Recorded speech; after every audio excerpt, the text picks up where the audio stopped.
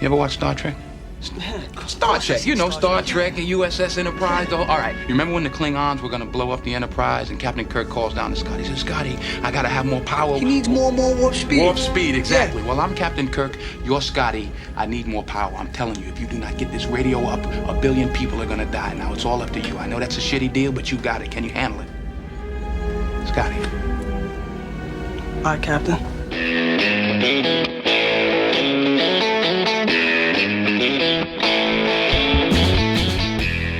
Hello and welcome once again to the Cine-Files, where this week we are, I swear, concluding our exploration of Crimson Tide. My name is Steve Morris. I am a filmmaker and directing instructor in Los Angeles, California. Hello, everyone. My name is John Rocha. I'm a writer, producer, and host, and voiceover artist here in San Diego, California. And I'm excited that we are pulling this submarine into port, Steve, and we'll see if we survive the nuclear codes or whatever's going to happen here.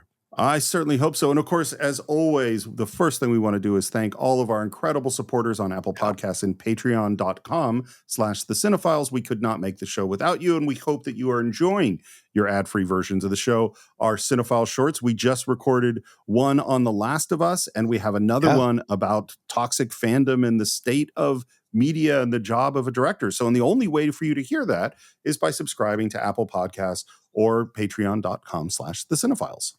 Yeah, and another way you can help sponsor the show is when you hear the commercials during the breaks that we have here on the show. If any of those products speak to you, any of those services appeal to you, we'd appreciate you all using our code. Every one of those commercials usually has Steve and I's voice there telling you there's a code where you can get get a big discount and try out their stuff. And that's another way you can support the show, because those sponsors see that you're trying out their stuff and want to keep supporting us here on the show. And the big one I want to highlight is the Awaken 180 weight loss system. I know there's a lot of you who are nervous about it, or maybe not sure if you want to dive into figuring out how to lose weight. And at this point, I'm down 35 pounds from when I started, and the Awaken 180 people have been amazing in getting me through this process. And I know there's a lot of fear, there's a lot of concern, but I just want to say, I want to highlight them yet again this week and let people know, go and try them out. Go and see what's available to you. They're amazing people. Awaken 180 weight loss. And I think there's a great code for us as well. And you'll listen to that when the commercials pop up. So just wanted to take a moment to say thank you to Awaken 180 and encourage you all who have also struggled with your weight to explore them and see if something is there for you all. Well, and I just want to again say congratulations to my ever dwindling partner. Well, it's incredible work. And now I have to say, yeah, John, there's something I hate to do. Oh no! Are you going to make me do push-ups? Like Doherty? No. Okay. I just hate to be wrong. Oh. And I said something stupid in our previous episode. And I did exactly what I complain about people doing, which is I learned a thing and put it in my brain as the truth and didn't think about the fact that I learned it from a fucking movie. And it was not the truth. And which is that at one point, as we were discussing passionately the job of the USS Alabama, yes, I said something about the job of a nuclear submarine being a first strike weapon. You disagreed. Yes. I stood by my position, and I was subsequently corrected by many people, many of them veterans of the U.S. Navy, saying it's much more that the nuclear submarine is a second strike weapon, that its job is to deploy, to get in close and deploy after nuclear. It's not. And that line of being a first strike weapon, it really comes from The Hunt for Red October.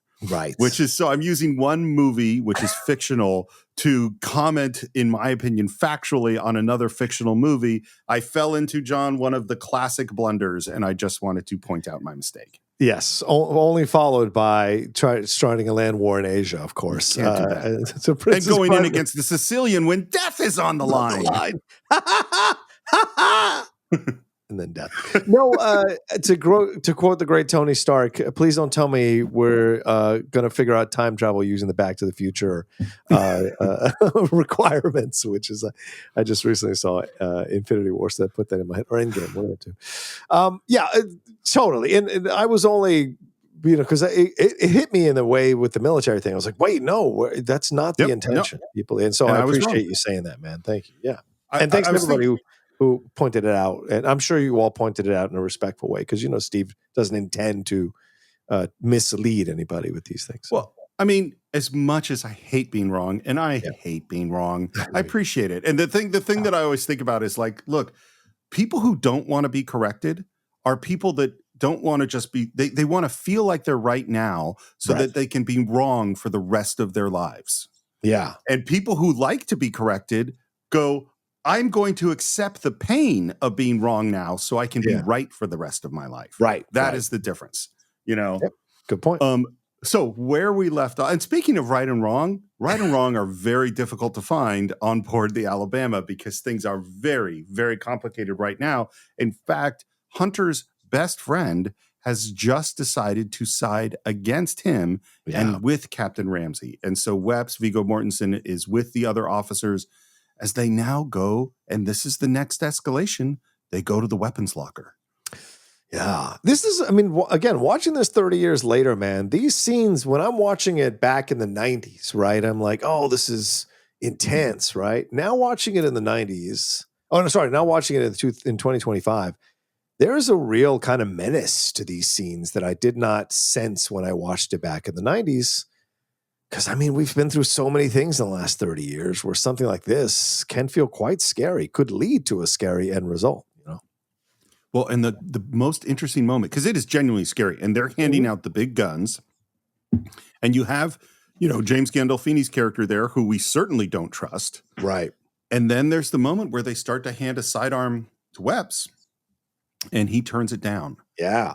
And to me, it's like Viggo Mortensen's such a great actor, is you can almost see the thought process in his brain of, if I have that gun, it makes it much more likely that I shoot someone, possibly my friend Hunter, Yeah. Like, and that's screenwriter wise, it's smart too, because like we are hurt that he has turned on Hunter, and clearly him not taking the gun lets us know there's still a little bit of indecision, because we saw the scene where they essentially browbeat him into joining their faction against Hunter. Why? Because Wepps always just wants to, quote unquote, get along. And so we have a little more sympathy for him for when later he turns back on Ramsey and goes on Hunter's side with this whole situation, because he is indecisive. He's in a moment of indecision. Well, and the thing, it's funny, we were just did a short where we were talking about, at some point it came up that there's some decisions that are, 51-49. Yeah. That's the kind of decision we're in, where there's a huge amount of uncertainty, and you take a shot, and he's not 100% sure he's made the right choice at all. Mm-hmm. He might very well have made the wrong one. We're up on the bridge. Hunter checks down with the radio room, because that's what this is all about. We have to get communications reestablished. He asks for Mr. Zimmer, the officer in charge of the radio, finds out he's not there. And you see a great reaction from Denzel, and then Denzel calls over the chief of the boat. Cop. Sir. Send a man and find Zimmer. Aye, sir. Get a sidearm. Aye, sir. And the moment he says, get your sidearm, there's a look from Cobb to Hunter that they both know exactly what they're talking about. Right. And Cobb, to his credit, doesn't hesitate. Like, nope. He gets it. As soon as he sees him, he doesn't go, what are you talking about? We never do that. Why would you think that? No. Like, okay, I get it. Yeah, this might be happening. Because he knows it's possible this captain would do this, that Ramsey would do. The moment that Zimmer is AWOL, like, there's the possibility that something's up. Yep, 100%. And then we're outside Ramsey's quarters. I like that it's Wepps that opens the door, and Ramsey just comes out and is ready to go. I also like that the little dog Bear growls at Viggo. Yeah. Because he's no longer, because he has a great sense. We've said he has a great sense of character. Yeah. And so when he likes Hunter at the beginning, he's acknowledging that Hunter is an honest, good person. Yep. And at this moment, Wepps has now betrayed Hunter and and I'm sure is putting out tons of stress stink that the dog can smell right now.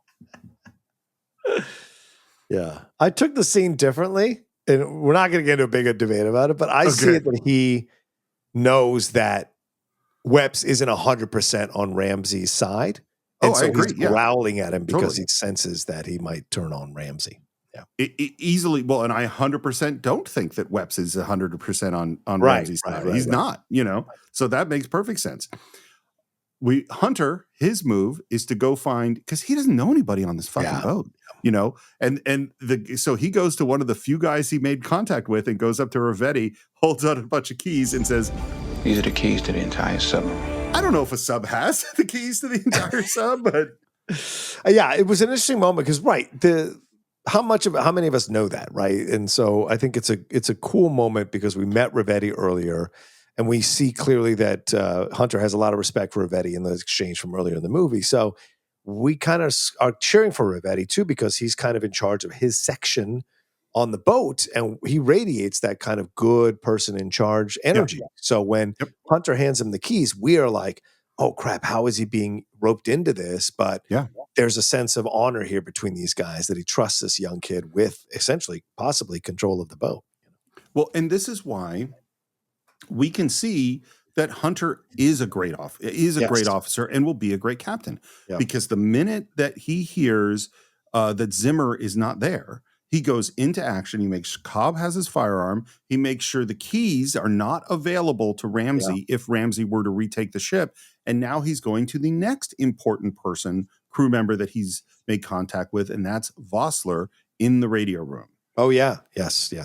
And Vossler he plays great. Totally overwhelmed, totally just fucking stressed out, trying to do his job. His officer is left. He's all alone. How long is it going to take you? I don't know, sir. You know what's going on here? Yes, sir. No, I don't think you do. And now we get to what is, I think we can say, clearly Quentin Tarantino dialogue in the next moment. Yeah. If we launch and we're wrong, what's left of Russia is going to launch at us. There will be a nuclear holocaust beyond imagination. So it's all about knowing, Mr. And I like that he looks down and doesn't even know his name at that moment and has to go, Vossler. We have to know whether or not our order to launch has been recalled or not. The only way we're going to know is if you fix that radio. You understand me? Yes, sir. And it's like, okay, we've said what was important. We've explained it. And now Tarantino is going to elevate this moment. You ever watch Star Trek? Star Trek, you know, Star Trek and USS Enterprise, though. All right, you remember when the Klingons were going to blow up the Enterprise and Captain Kirk calls down to Scotty, he says, Scotty, I got to have more power. He needs more warp speed. Warp speed, exactly. So I acknowledge the fact that I'm a major Star Trek fan and a Trekkie, and I acknowledge the fact that this is like directed right to me. But the smile on my face at this moment watching this movie is so big.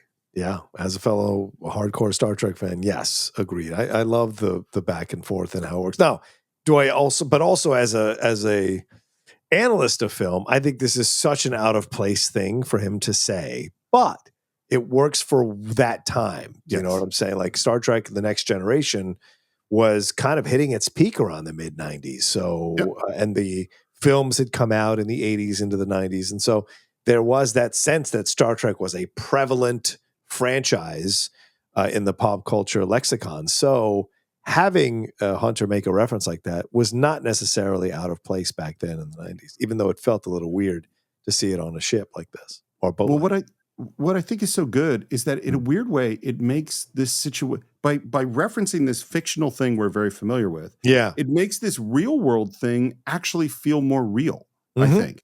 You know what I mean? Right. Because now we framed it into this metaphor that we understand. And he says, well, I'm Captain Kirk. You're Scotty. I need more power. I'm telling you, if you do not get this radio up, 1 billion people are going to die. Now, it's all up to you. I know that's a shitty deal, but you got it. Can you handle it? Dude, that is terrifying. But this is what you're called upon to do. So many young people in the service have to make critical decisions in critical moments, you know? So it's amazing.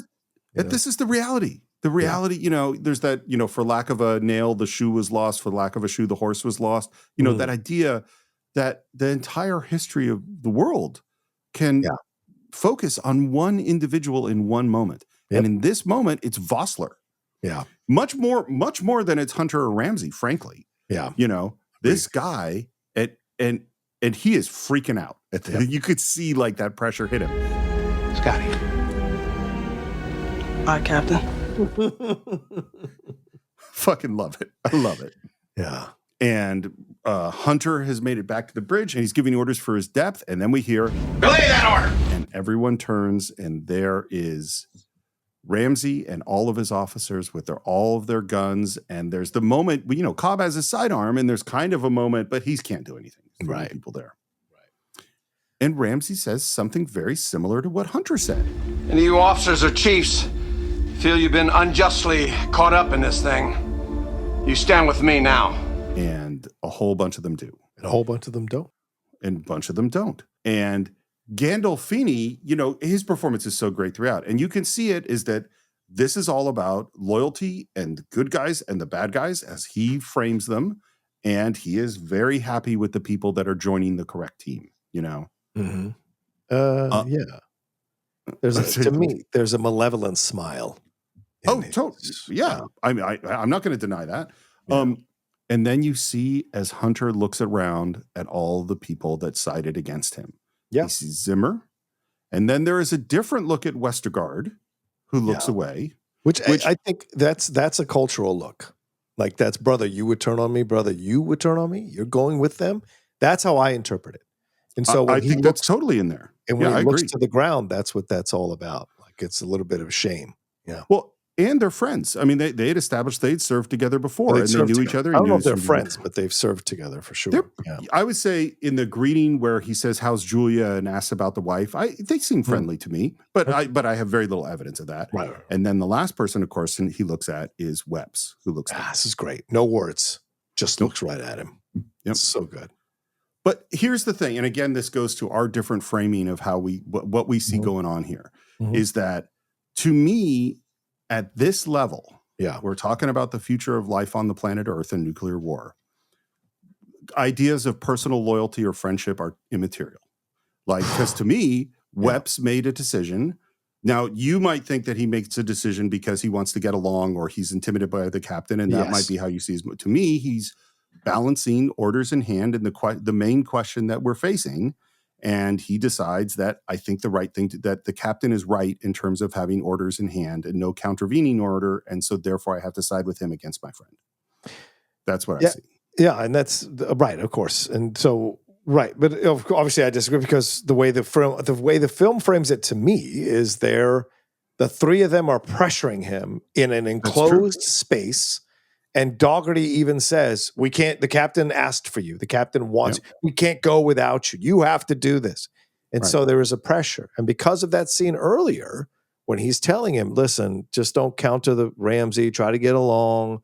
Don't to me, the film is clearly saying that he is a guy who's been kind of pressured into this situation to go along with this whole thing, which is why he doesn't stand defiantly and look at Hunter. Because I think if he really believed in what he was doing, as you're saying, he would stand and look at Hunter and go like, I have no shame in this. I'm doing the right thing. But the fact that he can't even look at him and looks a little sheepishly about it, it's because he knows he might not be doing the right thing. In my opinion. No. I actually think all of this can be true because you didn't say anything I disagree with. They did come down and put the pressure on him. Yeah. I really think that humans want to think that we just make like rational decisions for rational reasons and we think through a thing and then we make a decision. But humans don't.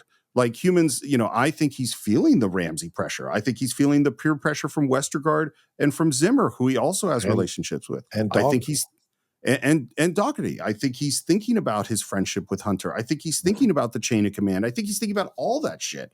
Right. And we were literally just talking in a short about me being unsure about a decision until I heard what everybody else thinks. That's what humans do all the time. And so the fact, and again, I think this is an extremely difficult decision where there isn't a clear right or wrong, as I just said.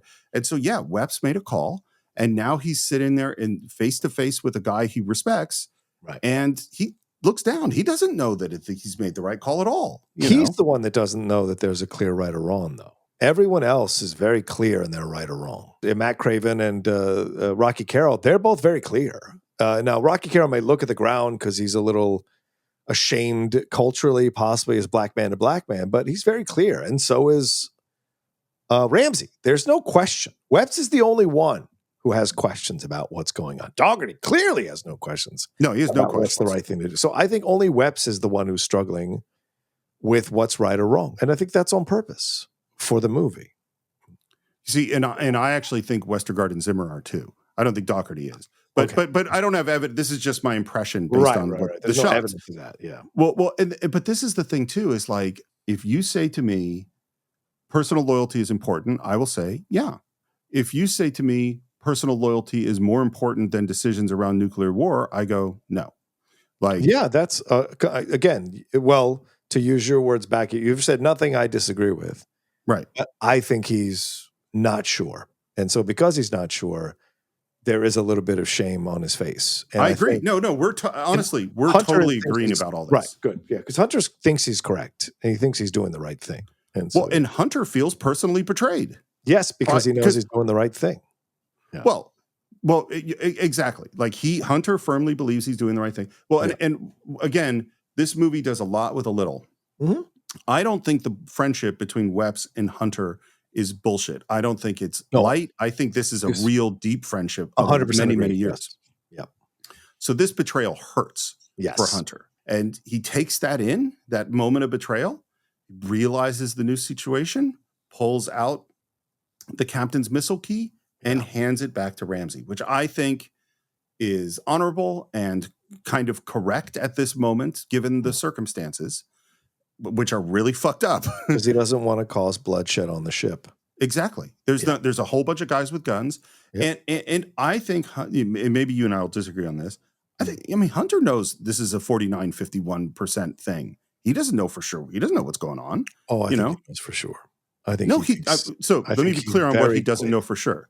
He I think doesn't he's know. very Let me No, I be mean- clear on. just to be clear, so I straight my point clearly. Yes. I think he thinks he's right. And I think he's very clear on what's going on here. In that we need to get the new orders before we act. He's very clear on that. Whether he's right or wrong, I think that's obviously going to be later.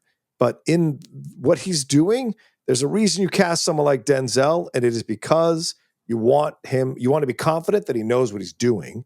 And so by that reasoning, when he's doing the things that he's doing, he's very clear that he thinks he's right, that the path he's walking down is right, just as Ramsey does. There's no 51-49 for Ramsey here. Ramsey is very clear about what he thinks is the right thing to do, and he's doing it. Both of them are doing what they think is the right thing to do, and that's it's up to us to decide who we gravitate to or don't gravitate to, or who we see reason with and who we don't in the movie, which is what makes the movie so good. So I actually think we're very much on the same page, but I want to clarify something very specific about what we're saying when we say believes that we're right and what they know. So I totally, everything you just said, I completely agree with. Hunter believes that he is following the proper procedure based on the circumstances, and Ramsey thinks he's following the proper procedure. Yes. When I say what they don't know, what I'm not talking about is not what's on the boat.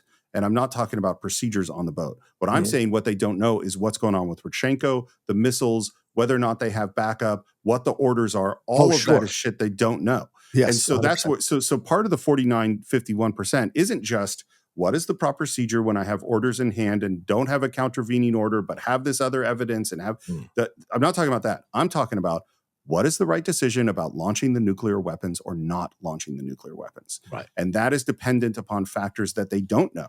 What's happening with Rodchenko? What are the orders? What are the other ships? That's the big. That's that. So when Hunter's going, he knows that Ramsey could totally be right about Rodchenko and the missiles and all that stuff. You know, that's part of it with handing back the key to me. Okay. Sir, propulsion has been restored. All flooding has been contained. All communications are still down.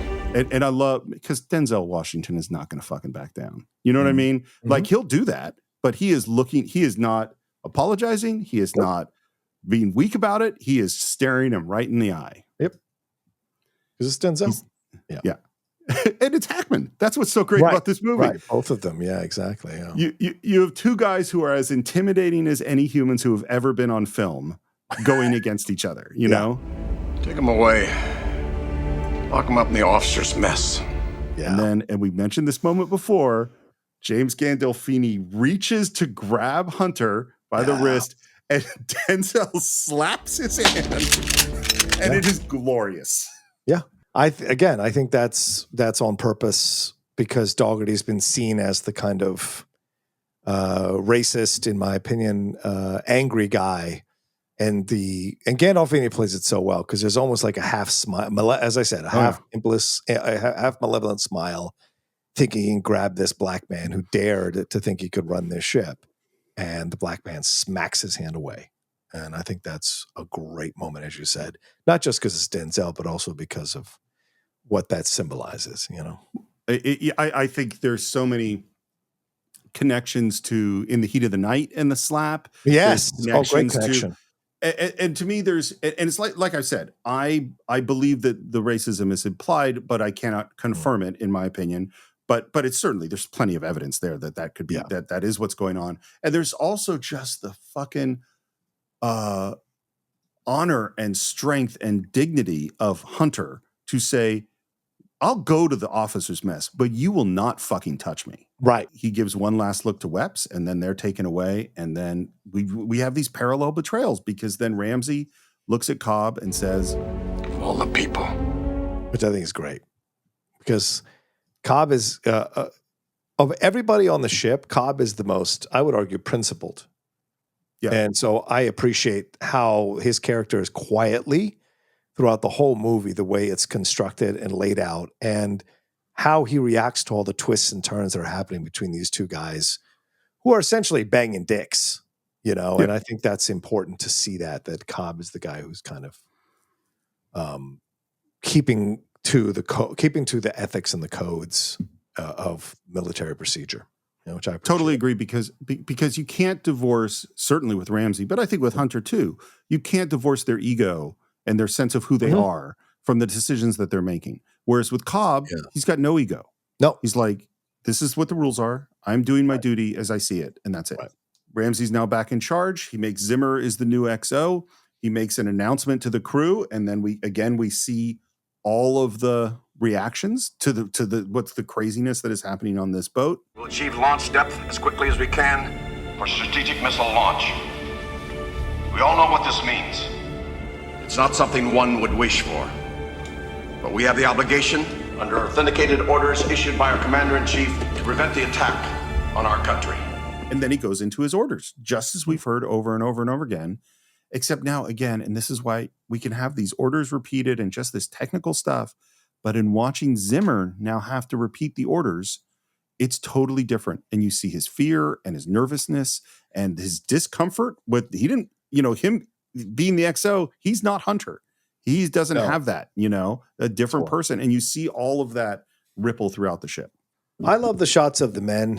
I think it's really smart. Sometimes we get caught. We've been caught up in this film sometimes talking about the battles between Hunter and Ramsey. We kind of forget that there's men on this ship, and what they're interacting with and what they're dealing with. And I love that Tony Scott takes the moments and the editors take the moment to shoot the reactions of the men on the ship, because they're the ones who are going to pay the price for the decisions by either one of these guys. And so seeing the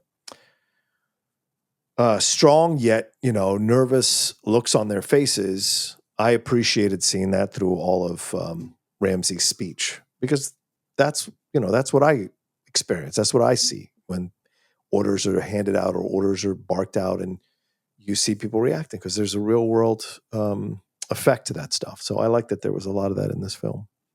I think it's critical to the movie. I think it's just so important to feel, because it also helps you feel what the stakes are. Yeah. And what the emotion, and put yourself with this crew member, like, okay, you're just, the third assistant radio guy, or you work in the galley, and that you're on part of a mission that could result in millions and millions of deaths. And but that's your duty. That is what you trained for. That is, that's a very complicated set of emotions, and checking in with everybody. And again, it happens when we're just hearing the same orders and hearing things that you would think would be very dry, but it's very emotional because of just what you said. We're down in the officer's mess, and Hunter is defending himself, and he says, "Look, it's not a mutiny. I did everything by the book." And then we have Cobb, who we just talked about as the most, honorable person. It's not about the book. If the Russians are going to launch and we sit here and do nothing, who's going to stop them? Half of me's glad the captain came back. He could be right, I think it's so important to articulate that, Yeah, and to have the debate, and a calm debate, which is what Hunter and Ramsey have not had. Exactly. Having Cobb represent part of Ramsey's argument to Hunter, and having Hunter get his time to appeal his point of view, which I think is essential for us. Because now this is going to be us, at least me, cheering for Hunter to take control of the ship. Yeah. Oh, I'm cheering for Hunter too. There's no. I mean, absolutely. My feelings about Ramsey are different from yours, but I still want Hunter to be the guy in charge because I don't want to launch nuclear weapons. You know, right? And then Hunter has this, and I don't have a lot of comments on it, and I actually will defer to John Yu and those who've served, but he says, "No orders are valid, Cobb, if they're wrong." And I'm like, okay. I mean, there are a lot of wrong orders that people, and what do we mean by wrong? And a lot of bad commanders who did shitty shit. Right. But it gets into a weird place. I think he's just saying that, because you're told that in the military, regardless of what people's perception of the military are. And there are some people who have a perception that we're all just automatons doing whatever we're told. That's not true. I mean, even just as we're recording this, there were quite a few people who've come out against what's going on in the streets of LA and some of the small sections of LA where there's a protest and the military has been sent out. There are current military people who are going on social media saying this is wrong and they would not obey the order. And people have put up links that you can go to if you're an active duty member who does not want to participate in what is going on here, because you have a right to not follow through with an order. You have a place to go. There are steps to take if you think an order is wrong. And so he is saying that. And that is an element of the military, regardless of what people think. It's not a conscientious objector stuff. It's more a matter of, this is wrong. I'm not going to follow this order. And you know what, Steve, the truth is, if you look at the history of military movies, a lot of the military movies are because people did not want to follow a wrong order, and so that's always an element. That seems to be a predominant element with a lot of these films. Well, and there's all sorts of films in the military where it's people disobeying orders and going off on their own and winning the war. You know what I mean? Like, right. Rambo, or the cop that goes rogue and beats up this guy to get the information to save the kid. This is, and it's so funny. Like, I know John and I both know that the most common criticism of our show is when things get too political. But I think what you just brought up here, which is what's going on in the world right now, is absolutely on point to what this movie is about. Yeah, I'm not choosing a side. I'm just saying that this is something that people have an opportunity to do who serve in the military, and if they get called in the National Guard to go down there and be a part of it. Yeah. Well, because when you move into areas where things that are unclear, which is what this movie is. Yeah. Good point. Where it's like the right and wrong isn't that simple to figure out. Yeah. That's what we need to talk about. That's why this movie is good, because and even the points where you and I were disagreeing strongly, that's good. Better to have the strong disagreement and talk about it than not, And then, and so we have one idea, which is, if we don't launch, then Rodchenko could launch and destroy, cities in the United States and our allies and all that stuff. But then Hunter describes what could happen if they launch and they're wrong. What if Rodchenko surrendered and it's over? We launch, they see us, they launch. Our birds pass each other in the air. Boom. What do you got? Nuclear war. Nuclear holocaust. And then while we're having that conversation on the inside of the officer's mess, Ravetti, who's a true hero, Ravetti and Vossler, by the way, are the true heroes of this movie, really. Because he just walks down on his own, and who is there but Benfield, our Mobius-loving Silver Surfer jerk, and he slams Ravetti up against the wall, and then Ravetti turns it on him, takes the weapon, and breaks the guy's nose. I love this scene because, it's also kind of showing you that which side of the fence this is all happening on, and that this guy is on Ramsey's side, and this is the kind of person in a way that is going to be on the side of Ramsey as we're going forward. Yeah. And because of establishing the Mobius thing and Ravetti, and Ravetti, who was great in the sonar stuff, we're just thrilled with this. Mr. Ravetti, I'm impressed. I never liked him, sir. And so they send him off to get some clothes. Ravetti recruits another crew member. And this is important because the crew member he recruits is a young black man. And when Denzel walks out from that mess, when they've all dressed up in the essentially going undercover as regular naval men, it's the young black man who salutes him. And Hunter slowly walks up to him and salutes him back. And he says, "We're with you, sir." And so that's a strong moment. And again, just a kind of a commentary there. I think that was there for people to take. You know what I'd love to ask Tony Scott? Because the more we've talked about this, the more I think, I know, the more I think that what he's doing is very deliberate. Because I think he did with Westergaard, with this moment, with this crew member, I think he is very deliberately pointing out racial things. Yes. But he is not having them be uniform enough or consistent enough for you to go, this is 100% about race. Because Westergaard doesn't side with Denzel. And the things don't split up exactly perfectly. You know, and so no race is a monolith. And exactly. And I think that's important for people to remember. And so I like that Westergaard is one. But of course, Westergaard's an officer versus this guy who's an enlisted man. So there's an element to that too. We've got officers and enlisted men. We have old school officers like Ramsey and Harvard officers like Hunter. So we have the old school versus the new school. Yeah. We have racial elements. Yeah. We have sort of macho and not macho. We have a lot of different elements. And I think that makes this movie much more sophisticated because it's not going, hey, this is all about race. No, it's not going, this is all about this. It's saying that's in there, but how much it's in there, we're not going to let you know exactly 100%. Because our life is like this, right? Exactly. And that's what makes the film so exciting. Yeah, agreed.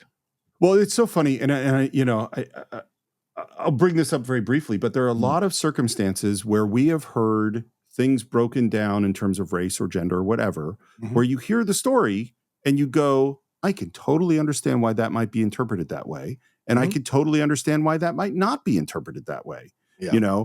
And because some of these areas are real difficult. I remember when the Clarence Thomas hearings were going on, and Anita Hill was testifying. And we were talking a lot about sexual harassment. And this is sort of the beginning of that conversation in a lot of ways. And there was something about, I'd heard something somewhere about a boss jingling their keys. And the woman that worked for the boss was that sexual harassment. And I kind of, this is 91. So I'm in my early 20s. And I kind of went, come on, how is jingling your keys sexual harassment? And then my friend Jen grabbed a big thing of keys from a friend, put them in her pocket, stood up behind me and stood behind me and jingled her keys in my pocket. And it made me unbelievably uncomfortable. Of course. Yeah. And I went, oh, I couldn't perceive of that. But now that when I see it in this context and in this way, I can totally feel it. But if you say, oh, they jingled their keys, you go, well, that doesn't sound like sexual harassment. There's so many looks and little moments in this movie where you go, oh, that could be it. But you could see why if you went to Doherty and said, obviously you're a racist because you made that guy do push-ups, he wouldn't think that. He would go, that's not why I did that. Probably. Maybe. That's what you think. Yeah. That's what I think. Maybe. Okay. Hunter is out. We're back on the bridge. We're getting ready to going through all the systems necessary in order to launch our missiles. We hear that the Russians are going to have launch capability in 12 minutes. This is some of the stuff I don't think works perfectly. Yeah. And now Hunter calls down to Webs. You cannot proceed. We got other ships out there that can handle this. Now, you can't be influenced by the captain or anybody else. You got to make up your own mind. Yeah. So the first thing he says is, you have to do this, but you can't be influenced by any of us, including me. And then he says, Webs, listen, don't do this. Don't do this. Once you launch, they cannot come back. They cannot come back, Webs. And you know the repercussions if we're wrong, goddammit. So the whole, you got to make this decision yourself. Don't be pressured by anybody. He's clearly pressuring him. I agree with him, by the way, but he is pressuring him. Do not remove that firing trigger. Do not open the safe, Webs. It's up to you. You're the only one that knows the combination. It's up to you, Webs. I think Webs, as the only one who knows the combination, is the one truly stupid thing in this movie. There's no way that that's the case. I before I said I'm not going to make a statement because I didn't serve in the military and I don't know. This one I am certain cannot be true. There's no way. You had the chief die of a heart attack early in the fire scene. If that was the only guy that knew the combination and not clear, you're just going to go home now? There's no way they don't have some redundancy on this one combination. It can't all be dependent upon one person. That doesn't make sense. We call over to Vossler, and I love that he starts pressuring Vossler to fix the thing, fix the radio, and Vossler just hangs up on him. Because he doesn't want to be distracted. Weapons con. Remove the tactical firing trigger. And there's a close-up of Vigo and a close-up of that trigger. Perfect storytelling in this moment. We see his indecisiveness. 1 MC. Weapons, this is the captain. Unlock the tactical firing trigger. And then Steve Zahn, who we've seen a little bit in this film, says, Webs? Missiles are ready to launch, man. I love the American that this non-officer calls his officer man because we're casual. You know what I mean? Like, Yeah. I want to bring up a topic here. Okay. Because I was thinking about it a lot in this moment of Webster's decision. And he's torn, right? He's right in the middle. I mean, the voices in his head are going crazy right now about what he's supposed to do. You know the Stanley Milgram psychological experiments, which is the one where they had people think they were shocking people? Do you know this experiment? Right. And they kept increasing the shocks and enjoying it almost. Yeah, it's basically the experiment is they would bring people in and say, hey, we're doing an experiment on learning. And so there's a person in another room, you're looking at them through a window, and if they get a question wrong, you give them a little shock. And if they give them a second question wrong, I think this is how this worked, you give them a bigger shock. And they keep getting bigger and bigger and bigger until the people are going, please don't shock me. And almost to the point where people are going to die. Like this is a lethal dose of electricity. And of course, it's all bullshit. No one's being shocked. These are people pretending that they're being shocked. And the real question is, how far will people go when an authority figure tells them to do something? Yeah. You know, because they were looking at the sort of we're only following orders stuff from the Holocaust. And it's like, is that true? Will people do horrible, evil shit if you have authority figures? And the answer was yes, people will do. Just ordinary people are literally shocking people to death. Two things about it. Men were more likely to go all the way. Women would stop sooner and say, no, I can't do this anymore. Yeah. And the second thing, the group of people that were most likely to stop right at the beginning were nurses. Nurses, like by the second shot, they're like, I'm not doing this. Yeah. And the reason I bring this whole thing up is we have this whole chain of command and a sense of authority telling you to do this thing. And now we have Webb's, as you said, and to take your version of it more, is that he's trained to get along with Ramsey. He is trained to be part of this system. And that system is telling him to do this. His whole duty is like the people in this experiment. Your job is to shock this person, and authority is telling you to do it. Right. And the moment of saying, I'm not going to do this is exceptionally difficult. Yes. You know? Yeah. So especially because of the nuclear stuff, right? Shocking people, okay, but you're about to doom, as you said, millions of people to death, and it's all riding on you. I think of what's his face in 1776, the senator that doesn't want to vote against the revolution, right? Or what doesn't want to vote against the Declaration of Independence. And the Pennsylvania senator turns on him and is like, what? He goes, I don't want to be remembered. I don't want to be standing in the way of this. He goes, is this how countries are born? And, you know, it's a great moment in that musical because this guy decides he doesn't want to be famous. You know, everyone else has been whipping out their cocks in that musical to show how great they are. But it all comes down to this one man who doesn't want to be remembered, doesn't want to be seen. And it's a lot of pressure on him. And he just goes, no, I'm not going to vote against it because I don't want to stop it or be seen as the person who stopped it and be the focal point for any kind of anger or revolution that may happen because we didn't put this in motion. So, yeah, it's an interesting situation when you see it play out. And Webb's clearly struggling here. And I love that they bathe him in this red light. It's so great because it's danger. And he is sensing the danger. And it's also dangerous that you have someone like this who can't seem to know which side of the fence he's on this. And it's a lot of people's lives at stake because of it. So, yeah, I love that they play it this way with him. Well, and again, I want to point out, we always look at these things from after it's happened and then judge people by the decisions they make, rather than judging them from the information that they had at the moment that they had to make the decision. Right. And this is an impossible decision for Webb's. Yep. You know, it's like if he had made the opposite choice and launched the missiles and started a nuclear war, or if it ended up that we were wrong and he didn't launch and Rodchenko did launch and there was a nuclear war. Yeah. Either way, I don't blame Webb's because this is an impossible decision. He doesn't know what's going on in the world. That's why it's important to have people of, in my opinion, it's important to have people of intelligence and people of empathy in charge in situations like this, because this is a tough decision. And just because you've been given an order to do it doesn't mean you should necessarily do it. You have to really make sure you're correct. And I imagine they've handed him this position because they trust his judgment. And the fact is, if clearer heads were prevailing here, the fact that he's conflicted about it would have caused both Hunter and Ramsey to be like, well, wait a minute, let's talk about this. Why are you conflicted? Before we make the decision. So, but unfortunately, that's not the time they have. And what's interesting too is, in my opinion, there's a direct connection between the guy who, you might disagree with this, but a direct connection between the guy who is willing to betray his friend and side with Ramsey and the guy who's willing to betray Ramsey. In both cases, he is going, I'm trying to do the right thing. Right. And my loyalty to my captain and my loyalty to my friend are to some degree immaterial in the face of this, monumental decision that I have to make. Right. I'm the only one that has the code apparently, or the key, the combination.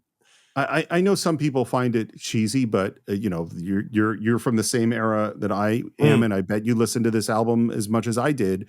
Is the track "Russians" from Sting's "Dream of the Blue Turtles"? Yeah, I hope the Russians love their children too. That's what this is all fucking about to me. There's nothing cheesy about seeking empathy, and if from the other side that you're warring with, because sometimes we get caught up in thinking about the leaders are actually the leader is actually reflective of everybody else in the country. We could never say that now, and we could never say that at any point in our history. And so that's the thing that sometimes we forget. So that song has a lot of resonance and power still. Well, it's like I just was listening to a Rest is History podcast about Ronald Reagan. And I'd heard this from other sources too. Do you remember there was the TV show The Day After, which was about nuclear Jason war? Robards, of course. The nuclear Holocaust one, nuclear war one, yeah. Apparently that freaked the shit out of Ronald Reagan. Oh, yes, I remember that.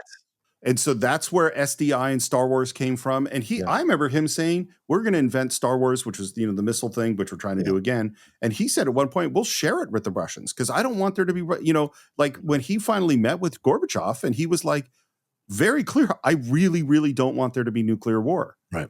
And if he hadn't been scared shitless by the day after tomorrow and had those feelings, well, we might not have been able to end the Cold War, know? Maybe.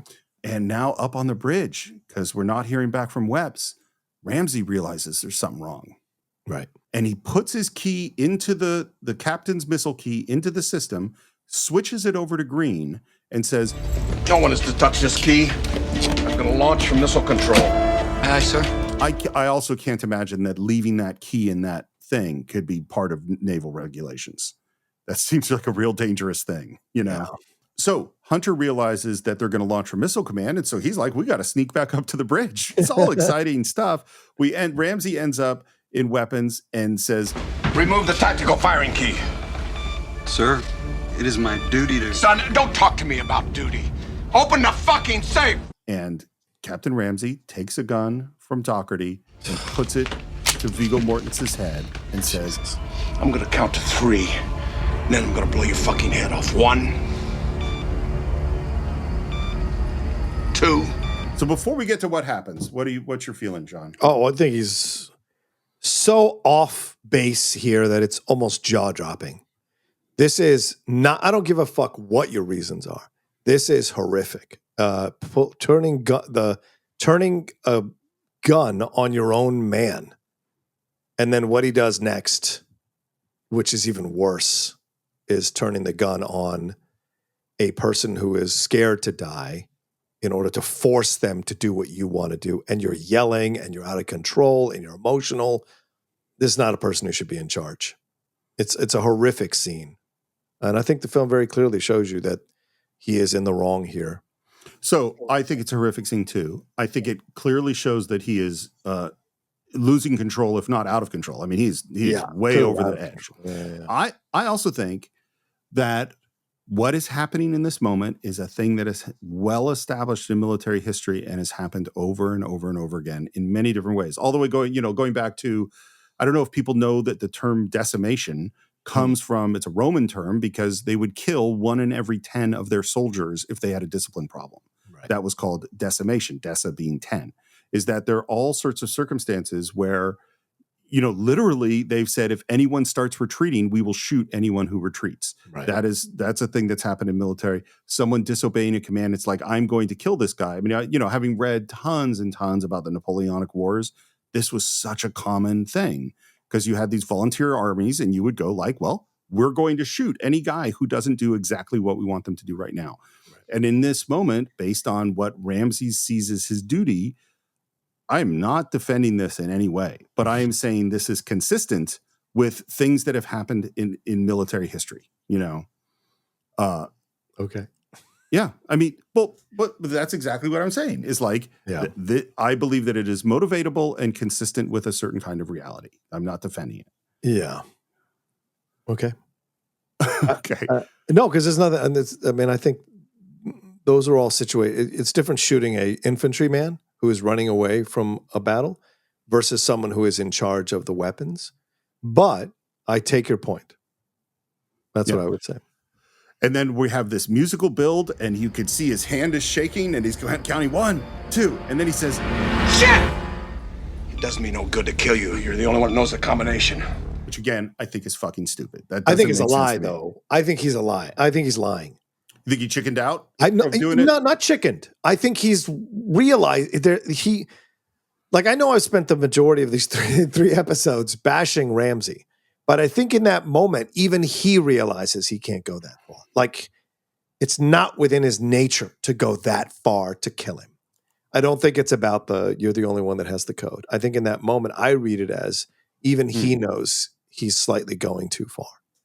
But then, then he goes even farther. Yeah. Because then he grabs this innocent, poor seaman, hand totally shaking, and says, "However, to the officer, Hilaire." And I also, by the way, I don't find it believable that he doesn't know the name of every single guy on his crew. I agree. That's 100% correct. I agree. Yeah. To the officer, Hilaire doesn't know the combination. Millions of lives at stake here, Peter. Don't make a dumb decision. 1, 2. And then Vigo yells, "Sir!" The music cue is great here. Yeah. Like, again, we haven't said enough about Hans Zimmer, but he unlocks that safe. And right as we're like, oh shit, they're going to launch the missiles. And right as we get there, Hunter is arriving with his people up on the bridge. Let's see. But I think it's important. I don't want to run by this moment because when he says "sir" and stops and yells at him, which is probably the only time he's ever yelled at Captain Ramsey, it stops him cold, right? And even Ramsey is a little shaken by it and slowly pulls the gun away. But the camera or the editing cuts on that poor man's face, who is clearly in a state of utter fear that his own captain would turn a gun on him when he had nothing to do with what was going on here. And then the camera goes back to Ramsey, and you can see that Ramsey has a flittering, and Hackman plays this so well, a flittering of realizing that he is out of control, right? That he knows, he senses it, that his passion for doing what he thinks is right is causing him to do these horrible things to his own men who he claims to love. And so it's like, it's this thing here that's an interesting, subtle way of slightly moving you down the path of redeeming him if you don't like him up to this point, The humanity that comes here that I think is good. I think one of the critical things that happens in this movie, and I think it's really important to discuss, and we don't discuss enough, is how our morals change when the stakes change. Is that in every episode of the TV series 24, there was some kind of nuclear bomb or some horrible thing that was going to happen. And the only way to get there, and it's with 24, we got 3 hours and it's going to go off. And the only way to do it was to torture somebody. Yeah. And given those circumstances, it's like, okay, there's going to be a nuclear bomb blow up in the middle of Los Angeles, kill 1 million people. Is it worth the risk of torturing an innocent person? And most of us kind of go, yeah, maybe it is, but we don't stop and think about it. Like at this moment, the stakes are as high as they can possibly be. But what our perception of the stakes changes what we think is acceptable, Yeah. And particularly, again, we live in a world where we're constantly being told the stakes are life and death on every fucking thing imaginable. Yeah. And then we have all the crazy things that people are doing because they think the stakes are that high, Yeah. So we have this moment where we've got the missile key. We're ready to launch the missiles. He's about to launch the missiles. And this is happening simultaneously to Hunter and his people coming up through the crawl spaces, through the grates. Ramsey goes to give the order to launch the missiles just as he says, fire number 1, Hunter pulls that key out of that missile console on the bridge and nothing happens. Sir, the captain's key has been removed. Hunter. And then there's this moment like that's, you know, all the things we've been saying about Doherty. He leans in on Wepps and says, You're a piece of shit. Doherty is the piece of shit, projecting as always. and Hunter's giving orders to go up in depth so we can reestablish communications. Mr. Bosler, this is Captain Kirk. I need warp speed on that radio. Yes, sir. Well, you mentioned the stupid things, and maybe you'll move this over, Steve, but this is the one stupid thing. No one is standing outside to stop Great point. Denzel and his crew coming through. Do you know what I'm saying? Like, you guys just burst through what was supposed to be their security. Now you don't think to set someone out there on the perimeter to make sure. You would absolutely defend the boat or defend that area of the boat to make sure Hunter and his people couldn't come back through. So, and it's not a big walkway, you know what I'm saying? So to me, you could have seen him coming a mile away. And so, but these are the allowances a film will have. Well, this is a fantastic point, particularly because they're about to make exactly the same mistake. Yes. Because then is that we got taken over. We didn't guard for this place that allowed us to get taken over, and then they didn't guard. Yeah, you're right. It's incredibly stupid. Great long lens shot of Captain Ramsey marching with a purpose and the officers behind. It's like, oh my God, everything is coming to a head. Yeah. And then in the radio room, something's starting to spark. Con radio, sir, I think she's breathing. We're getting close. And now we're looking up at that EMH symbol. And this is, again, the heavy lifting the movie did by establishing every single protocol, every single order, or everything works, is making this moment incredibly clear and incredibly tense, you know? Yeah, 100% agreed. And Ramsey's just strides into the room, and they have guns on him, and they yell, "Hold, sir! Shoot me!" Shit! Ravetti ain't gonna shoot him. I just the balls and the power of Gene Hackman walking in, and I think he means it. He's like, I don't give a fuck. Yeah, you want to shoot me? Go ahead and shoot me. Well, because he's out of control. But I love that Ravetti doesn't do it because again, he's a good person. He's not going to do it. And also probably intimidated by the fact that you're going to shoot a captain, for God's sakes. Yeah. I mean, can you imagine? Because and again, my assumption is that Ramsey inspires a lot of loyalty for a lot of reasons other than him just being an asshole. Right. Of course. And the thing is like, let's say you were on, let's say you're playing for Liverpool, and you know, and the captain and the coach is you're a big fan of his, and then he goes kind of nuts, and then he charges into a room, and you've got a gun on him, and he says, "Shoot me!" A guy you've worked with for for many years, who you admire. That's real hard to do, to shoot him. Yeah, agreed. Yeah. I have the con. Give him a missile key. And Hunter looks at him. He does not give him the missile key, and Ramsey punches Hunter in the face. Jesus. And Denzel's non-reaction to getting punched in the face. It's all there. It's why I love this actor so much, you know? Listen, it's just like the whipping scene in Glory. He has an ability to convey proud, noble strength in a moment when other people are trying to denigrate him or bring him down. And it's amazing. And what's great, because again, we're two actors that are the greats of all time, is Hackman sees that. Yeah. He sees that reaction to him. He understands the reaction to him. Give me the missile key, Mr. Hunter. And there's a close-up of the key in his hand, and Hunter takes that chain, lifts it up, puts it over his head in sheer defiance. Yep. And Ramsey punches him again, and no reaction. Yeah. It's a fantastic moment these are two titans at this moment facing each other. And I think this is important, in my opinion, because Ramsey is in no way saying, Americans are about to die. We're about to lose billions of people. You got to give me this key. No, he's like, I'm the commander of the ship. I'm the person with power. You will respect me. It's all of that weak ass shit, in my opinion, that he is doing because he knows he's not in command anymore and he's not in control anymore. And it's the yelling to achieve that undercuts his strength. And him obviously punching Denzel because he knows he can't reason with him to get him on his side. And so he resorts to physical violence, which is always the path of the weak. And so I think this is an important moment for me, how I see it, that the film takes a very clear stance on Ramsey in this exchange. Well, and I don't see it terribly differently from you. I'd say I see it a little bit differently in terms of degree, but not in terms of effect. I mean, like he is losing it. He is right on the edge. He is facing something he's never faced before. It doesn't know now. It's. I think it's actually more. It's not Ramsey's emotional makeup as much where you and I disagree. It's more the motivation.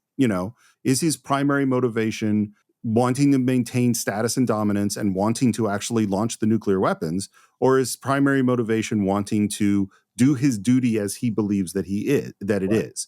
And if it's and one is more how you see it and one is more as I see it. But in terms of his emotional state at the moment, I pretty much agree with you. Yeah. He is losing it. He's lost it, And I like too that Hunter is just looking at him. And only at this moment does he even touch his face. Yeah. Which I don't know how many times you've been punched in the face or even just, shinned your knee, even like knocked your shin on something. Your hand immediately goes to touch wherever you got hurt. It's hard not to. Yeah. But of course, it's a movie moment, though. So he's got to do that kind of slow hand to the face type of thing, which is great because everyone watches it goes, oh, that's fucking badass. I'm the commander of this fucking ship. Give me that goddamn key. Cloud radio, sir. Radio con. Captain Radio Vossler, sir. She's breathing again. We are really, really close. And now Ramsey does something unexpected. You got 3 minutes, Vossler. 3 minutes and counting. Yes, sir. And this is, in my opinion, more evidence of what I've been saying is like, if he wanted to launch the nuclear weapons, he would just launch. Yeah. But if he doesn't want to be wrong and doesn't want to launch them incorrectly, that's why he gives it 3 minutes. Yeah, and I see it as he's slowly been realizing how out of control he is from when he pulled the gun on Webbs. That's possible too, yeah. Yeah, to where he pulled the gun on the young guy and then now punched Denzel twice in front of all the men. Mm-hmm. I think that he realizes that he might be out. Now, the film doesn't give you a very clear moment where he realizes what you think is happening or what I think is happening. It's just for us to interpret, but it is kind of shocking that he gives him 3 minutes. Because he could have physically taken the key from Denzel, no problem. I also think this is another thing that I don't feel quite makes sense because the whole point of this is that we think they're launching their missiles and we have to hit them before they can launch. Yeah. And so they just said it's something like, I think the last one was something like 8 minutes. And now we're going to give an extra 3 minutes. And it's like, well, how long does it take from when you launch the missiles to actually hit the target? Is that I don't think this timing actually makes sense in terms of the way we're doing. But we are giving some time.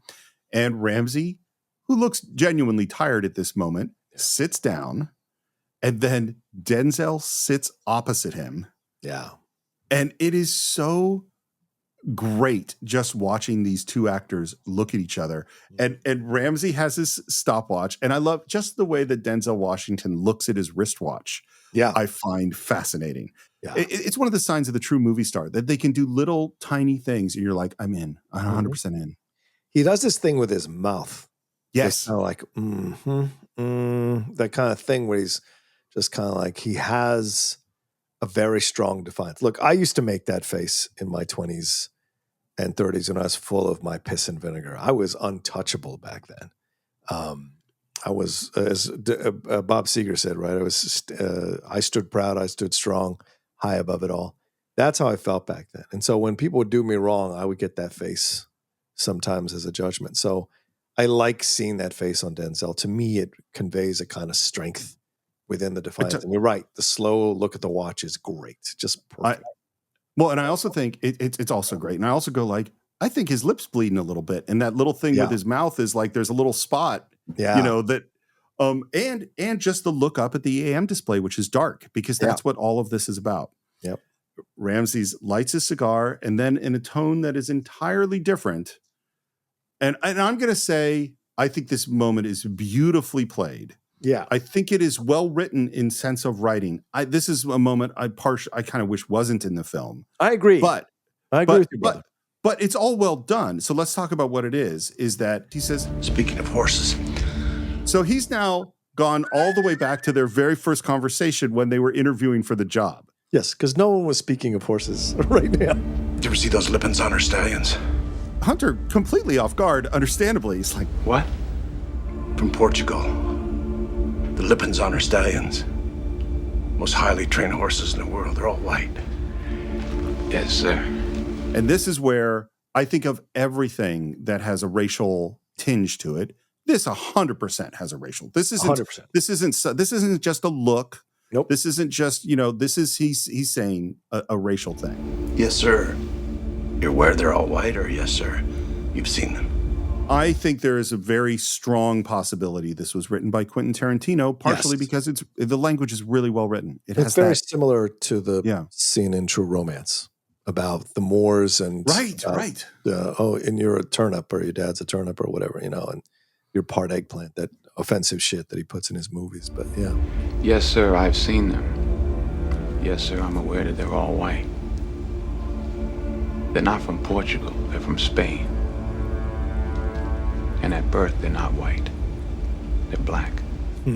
This is one of those weird things. Do I find this moment totally compelling? Yes, I do. Do I find the performances great? Yes, I do. Do I find the dialogue well written? Yeah, I do. I didn't know that. But they are from Portugal. So we need to talk about something else here. Okay. Which you brought up before, and we haven't really gotten into, but we know that Quentin Tarantino was brought onto this project. Yep. We know that he wrote some stuff. We don't specifically, factually know that it was the Silver Surfer and the Star Trek thing and the Lipton's Honor Stallions. Just making guesses. Yeah. But we feel fairly confident. And we also know it's not 51-49, so a little more. No. I feel pretty good about these guesses. But we also know that at some point there was a major conflict between Denzel Washington and Quentin Tarantino, where he felt that Quentin Tarantino's dialogue was racist. I don't know if things included use of the N-word, which obviously we know that Quentin Tarantino. I don't know what happened, but I do know they had a huge falling out, and that Quentin Tarantino was asked to leave the set. And that his name is not credited on the movie. I don't know that's because of this conflict. Later on, Denzel and Quentin, made up with each other and said it's not a big deal. Yeah. But I can only assume that it's very possible that it was around this sequence that was happening. I really don't know that. But this is the most racially charged of the dialogue anywhere in the whole thing. Yeah, because as you said, it's been alluded to. And it's been, and for some people, of course, who are aware of that kind of stuff, it seems glaringly obvious, but it does, I think to most people, you sense that there's something there, but it's not overt, right? So it's been done really subtly, which I think is sometimes the best way to convey that kind of stuff, because most racism isn't right in your face. Most of it is really subtle, what they conveniently call unconscious racism. There's we have a whole conversation on that, because boy, do I fucking disagree with you just said. But it could be another time. I think there absolutely is unconscious bias. I think it's a huge factor. It's the majority of what we experience, I believe. The majority. Wow. Yes, 100%. Absolutely. And so we'll have another conversation another time. Sure. This is where I think this becomes a little too obvious. So I agree with you, because it comes out of nowhere. Yeah. And I think they should have built into it. And by that, I mean, just kind of staring at each other for a little bit. And then he leans back and then says, speaking of horses. But that's not what happens. They both sit down. He does the three thing as a kind of it's almost like a petty jab, the three thing. Because you've already established it, why do it? And then lights a cigar and then goes right on into it. So I think the way they lead into it is not as strong as it should be, looking back on it now. I think it's an unnecessary conversation between them, but it is the film saying, well, if you aren't sure where we're at on this, we want to make it very clear to you who this guy represents, which is the old white establishment. And in my opinion, what I see here, and Denzel as people of color coming in, black people coming in, young people coming in, and he tries to embarrass him. He tries to take him down with that dialogue, and Denzel doesn't go with the bait. And the fact that he says, well, they are born black and they become white. And of course, the 90s is where we had a lot of conversations about finding out that black people are the first people on earth. And then white came from that, which a lot of people have issues with. And so there is elements of that coursing through, I think, this back and forth within the dialogue. So although I think it's a bit on the nose, I do think, as you said, that it's really well written. And you can tell Tarantino is all over this dialogue. And this might have been where Denzel felt that this was an unnecessary element. Or maybe he got mad because, like in that True Romance back and forth, Hopper is essentially saying racist stuff, yet Hopper is the father of the protagonist and you're supposed to like him. So in a way, I think maybe Denzel was a little upset that that element was brought in more overtly. If this scene was a little more fleshed out and there were N-words and there was a more overt, like I'm sure Denzel was like, no, you're not going to give the cool speech to the guy who's been doing this stuff the whole time, and you're going to let him say these words. And so that's what I imagine, but I don't know. As you said, we don't know what the reasons were for this. It's funny. My memory of the True Romance thing is that part of what Dennis Hopper is doing is trying to get himself killed. Like he's specific, right? Because he's been captured by the mob guys, and he's specifically saying anti-Italian things to piss them off, so that because otherwise they're going to like. That's what's going on, right? It's not saying anti-Italian. He's saying that they come from Moors, and because the Moors invaded Italy, and the Moors, he said, had sex with your great grandmother or whatever, and that's why you guys are darker. So he's essentially using black people to denigrate. That's what it was. That's purity of Italian blood or whatever that is. So, but the purpose of it is so that they kill him. Yeah, which is what makes it. That's what makes it interesting to me. That's not what's. You know what I mean? Like, it's there's a level beyond the racism. It's not actually saying that he's racist, although he might be. It's saying I am using this perception of racism to get what I want, and what I want is to get killed. That's a very interesting scene. Yeah, but I think the idea eggplant, that's racist. And so it is a racist thing for him to say. So, yeah. I'm not saying he's not saying racist things. I'm saying he's saying them. He knows they're racist things because he's purposely trying to piss them off. Right. But anyway, this is not the True Romance podcast. The thing that what I find interesting is, like, structurally, we've had all this intensity. Everything's moving really, really fast. Yeah. And now we want to slow down and have a conversation between our two antagonists where both of them get to show how calm they are under this incredible pressure. Yeah. I think structural, that alone makes works in terms of what this is. Yeah. The choice to talk about something that leads it to race. I want to put this out in the most like subjective, Steve-oriented way possible, which is what I don't like is that there's the version of the movie that I love, which is not the version of the movie that you see. This movie makes it much more your movie than mine. This moment makes it much more your movie. And this is excellent evidence against the things that I like about this film or the way I see the film. You know what I mean? Yeah. Because if you want to say, hey, this is really about race and Ramsey is an asshole, well, this is one of the best evidence scenes in the whole film for that.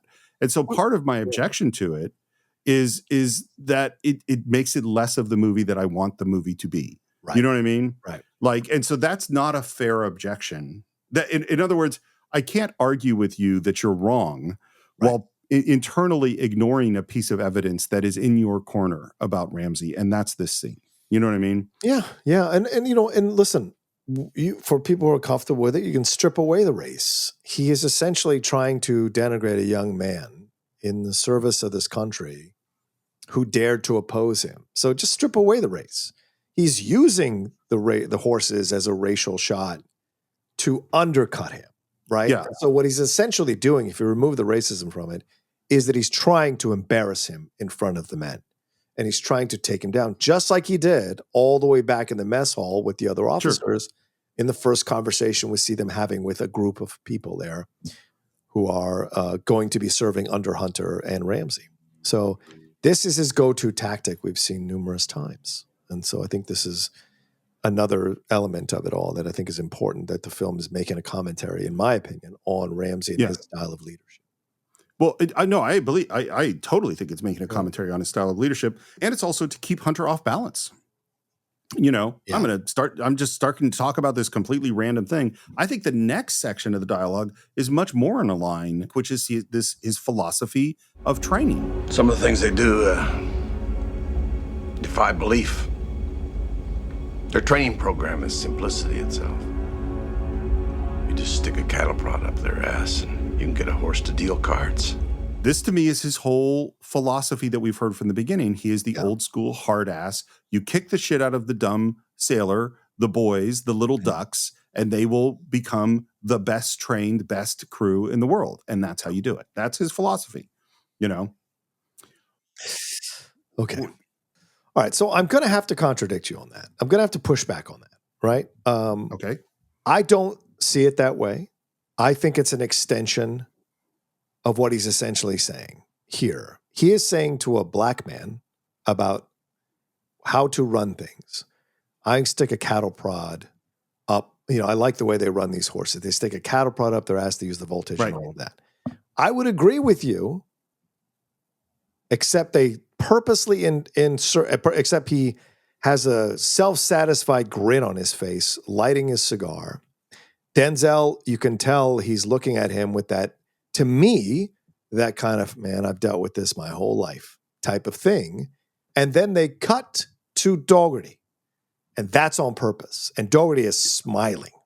You're 100% right. Yeah. And so for me, the film is making it very clear that although he may not be a racist, he has possibly racist points of views.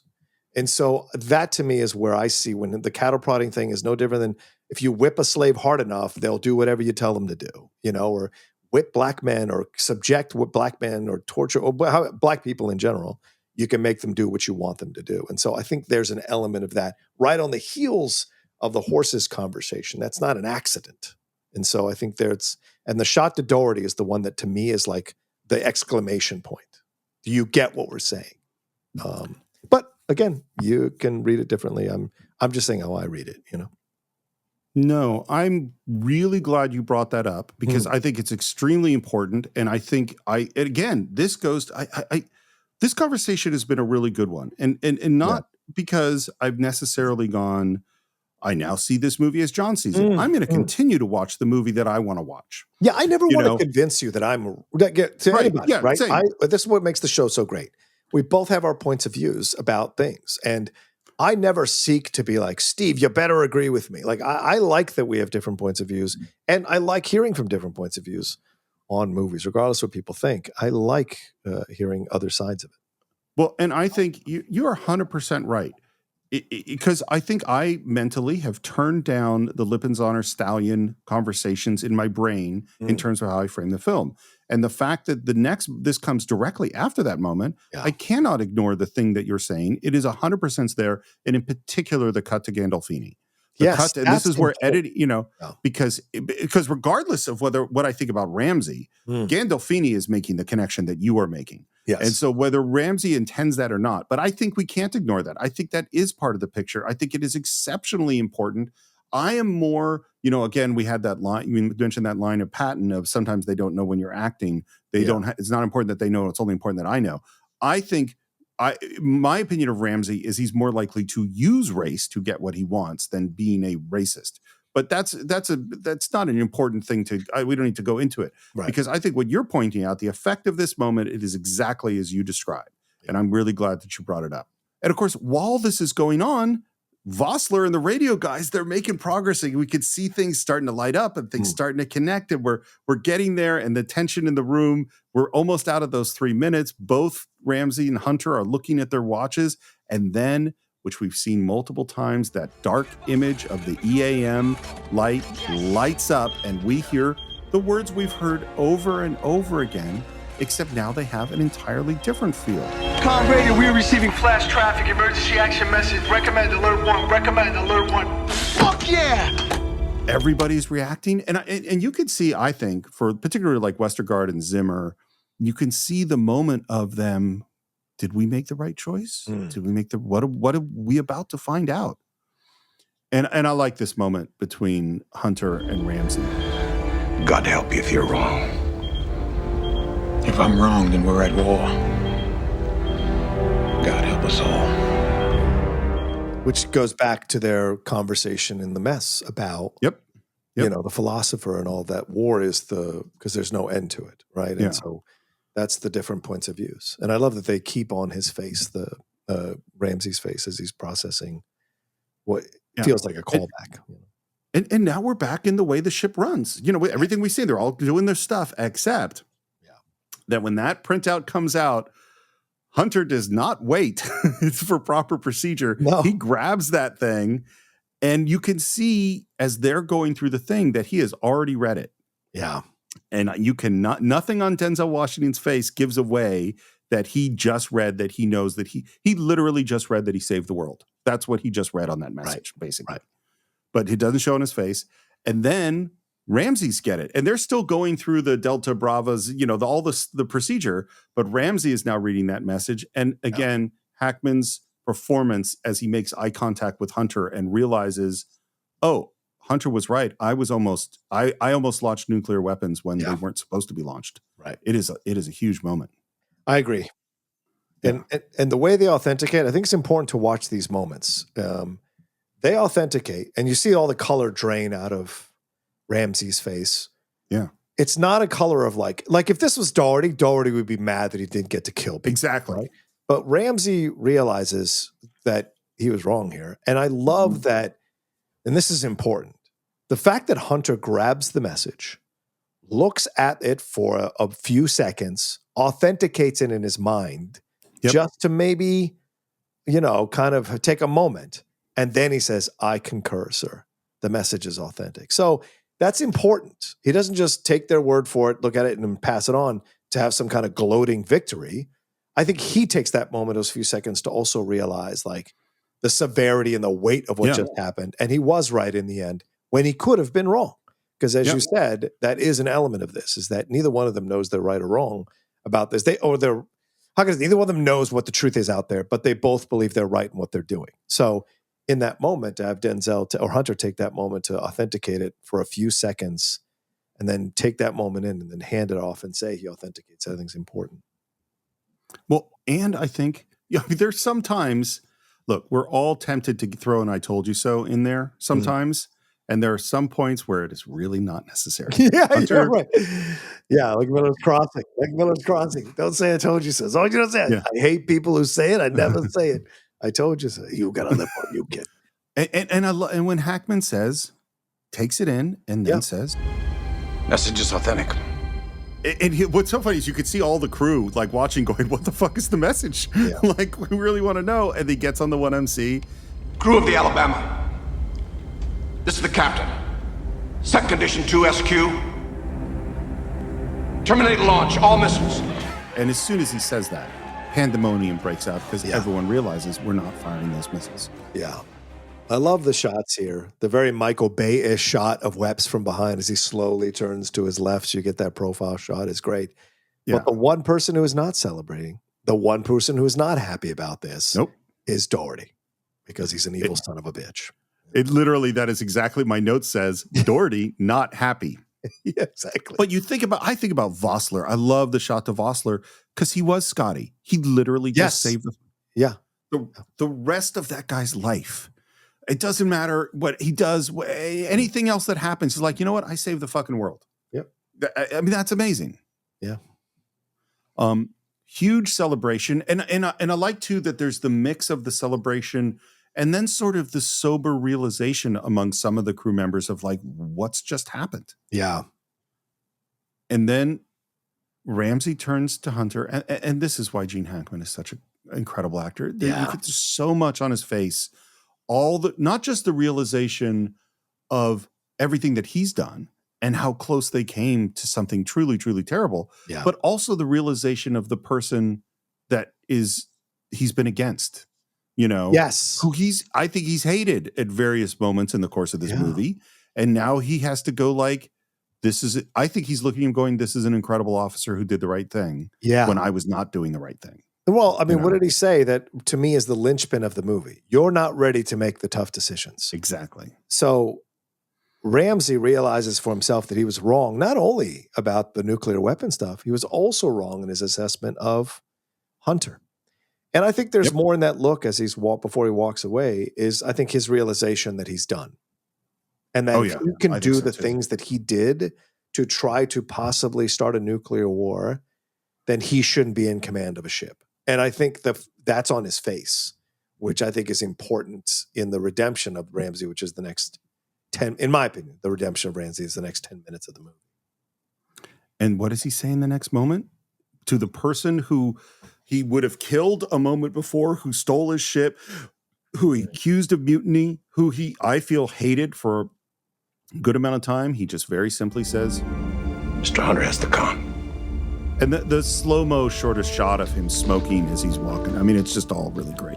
And they show him getting saluted by everybody. So I think that's important because the movie is telling you that although he went one way, and which maybe reaffirms a little of your point of view on this, although he was extreme and he went one way and had his feelings about this whole thing, there is still respect among the men because he was doing what he thought was right. And so I don't think it's an accident that they show him being saluted by the men as he walks down the corridor. Not because they have to. You didn't even need that shot, but you did it for a reason. I mean, we all have figures in our lives who are not perfect, but had huge, important influence on us. Yeah. Powerful influences. And now we finally see what the message was, which says, terminate launch all missiles, unconditional surrender of all Russian rebel military forces, submarine recalled. Yeah. And now we get another exposition dump back on the Foch, the French aircraft carrier in the Mediterranean, and we hear, hey, war's over, great. Yeah. Cut to what it says is U.S. Naval Headquarters, Pearl Harbor, Hawaii, but of course it isn't because the Navy was not cooperating with this. It's a great shot of some sailor in his whites holding Bear's leash outside of this place. Very fun. And then, surprise, surprise, we get to see the great Jason Robards. Yeah. He was doing this before Matt Damon was showing up at the ends of Finding Forrester or something. It was Jason Robards coming in doing this stuff. So he's the head of the tribunal or whatever it is to review this case, and he kind of says what happened and then says, now, based on the testimony from personnel on board the Alabama, and in no small measure to that of the senior officer, Captain Ramsey, I am prepared to make my recommendations to SubPac. Without my testimony, sir? You have a problem with that? I might, sir. So first, I find this entirely unbelievable. There's no way they don't take you under his testimony. They just ignore it. That's ridiculous. Totally ridiculous. Steve, I don't know. It's the 90s. I don't know. I'm just putting that out there. I'm not as sure as you are that they would ignore a young black officer's opinion on a situation with these two older white guys deciding the situation. Not saying that they didn't. I'm just saying it could be possible, But yeah, I mean, when it's because of the end results that we get here. Yeah, I mean, when it's the guy who prevented a nuclear war, and it like there's just no way. I don't believe it. Whatever, it doesn't matter because well, and this is the thing: is it totally dramatic the way they handle this? Yeah, it totally works. Yeah. So they made a choice that I don't think is realistic, but it does work. I have known Captain Ramsey for almost 30 years. We served together on more than a few occasions.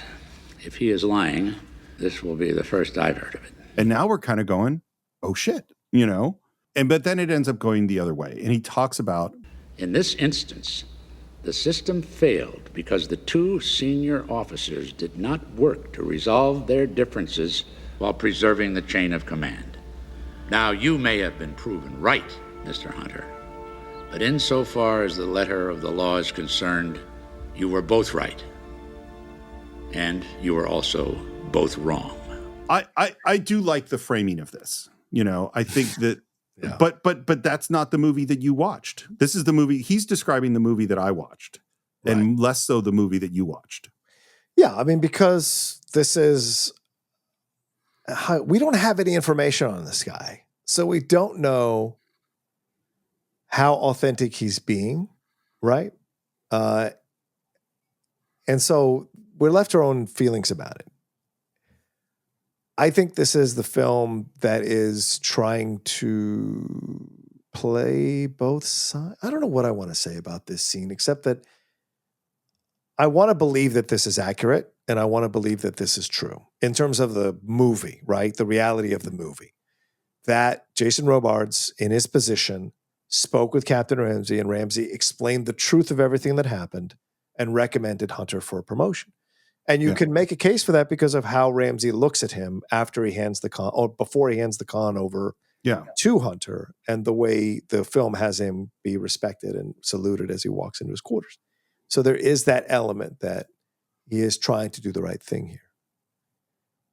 But I've also served in the military, and I know how the old establishment takes care of their old war horses and always tries to paint them in the best light, especially when they've done something embarrassing or made a mistake or possibly caused the death of millions of people. If they had been allowed, to their own devices. And I do think it's disrespectful, as you said. Well, you didn't say that, but I'm sure you're implying that they didn't talk about this with Hunter first and the decision to get his point of view, get his what happened. Because another film that Denzel did, Courage Under Fire, he is tasked with trying to find out what happened in that incident with Meg Ryan. So I think they would absolutely talk to them both.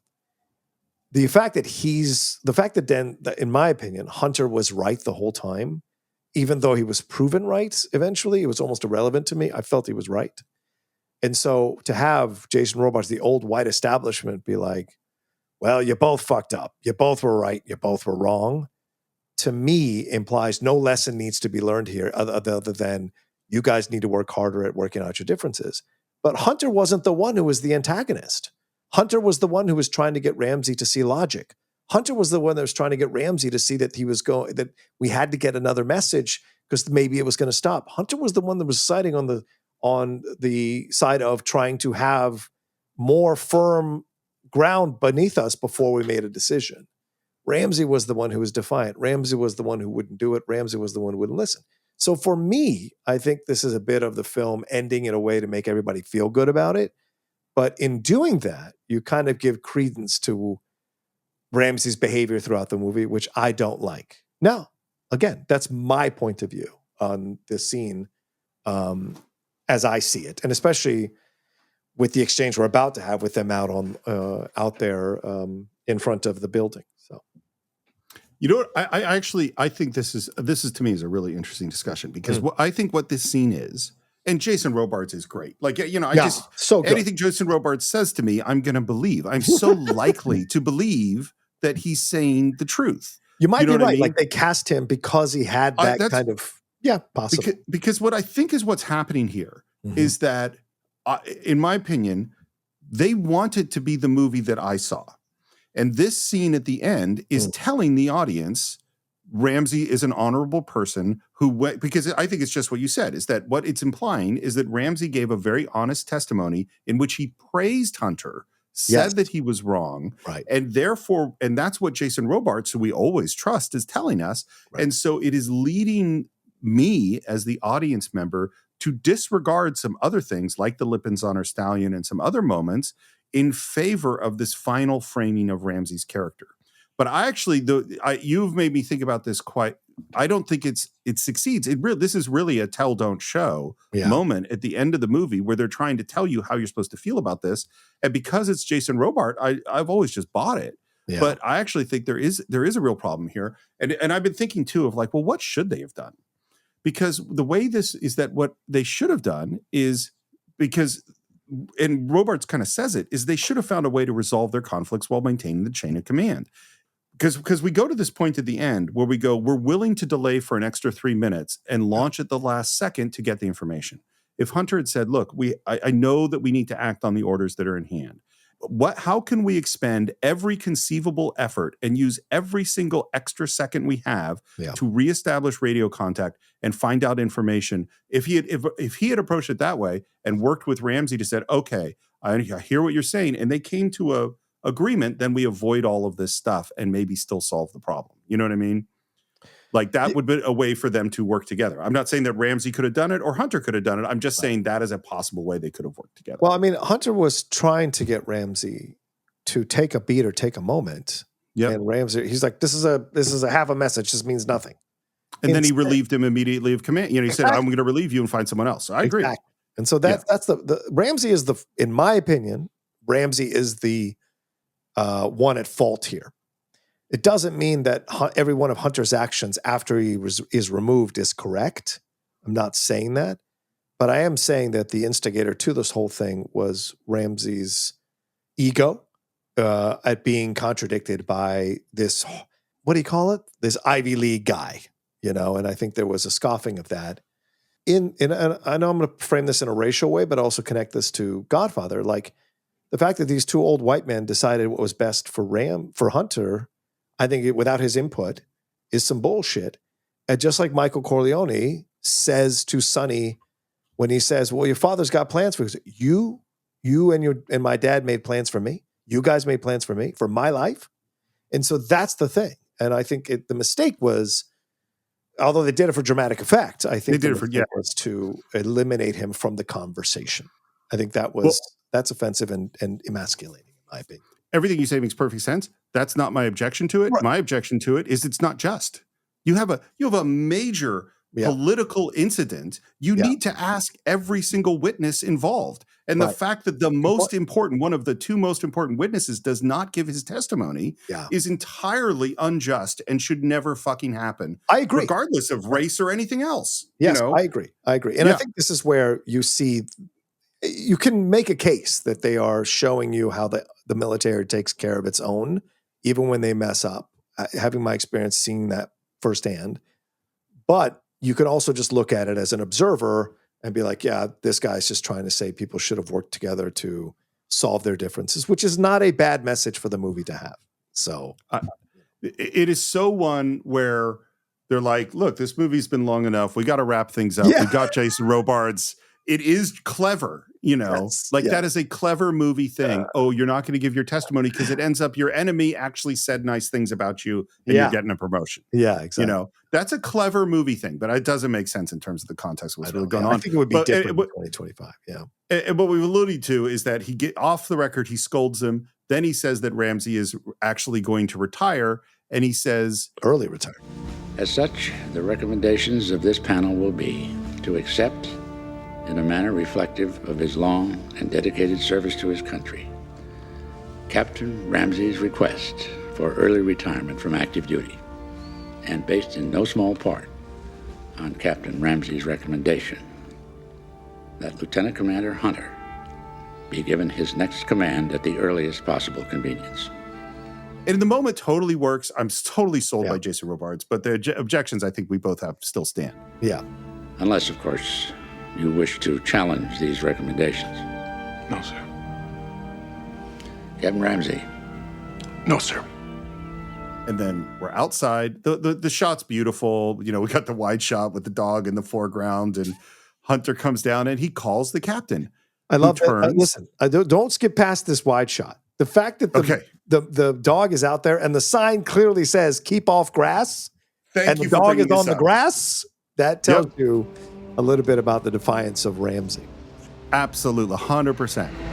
Just want to say thank you. Because I assume he's thanking him for his promotion, essentially. And for what we assume is being honest and saying the right things to Jason Robards. You were right and I was wrong. And we all assume that what he's talking about is nuclear war and the mutiny. About the horses, the Lebensonners. They are from Spain, not Portugal. By the way, technically, they're from Slovenia. Yeah. They're not from Spain or Portugal, although they are raised in Spain more now, but origins are Slovenia. To be fair, Quentin didn't have Google back then, so yeah. Sure. To look at and it is funny. We are trying to wrap this up in a way that I think is cinematically satisfying and doesn't really work. If I'll put it, the Jason Robards things like that in this moment, because Denzel laughs and says, "Yes, sir," and salutes. And there's a smile and they salute each other. And then the sailor brings up the dog and there's a salute. And Hunter smiles as he watches Captain Ramsey go, because I think we're supposed to believe that it's all cool now. That's kind of how this wants to wrap this up in a bow. That I think, like I said, satisfying cinematically, but doesn't quite work if you think about it too much. This reeks of executive notes. But we can't have people hating Gene Hackman. You've got to give him some kind of redemption here. And so having him do that back, and he is saying that he was right and Hunter was, that he was wrong and Hunter was right about the ship, but he's a proud man. So he brings up the stallions as a way of covering that. And I think they both understand that, which is what that smile is all about, because they're both proud men.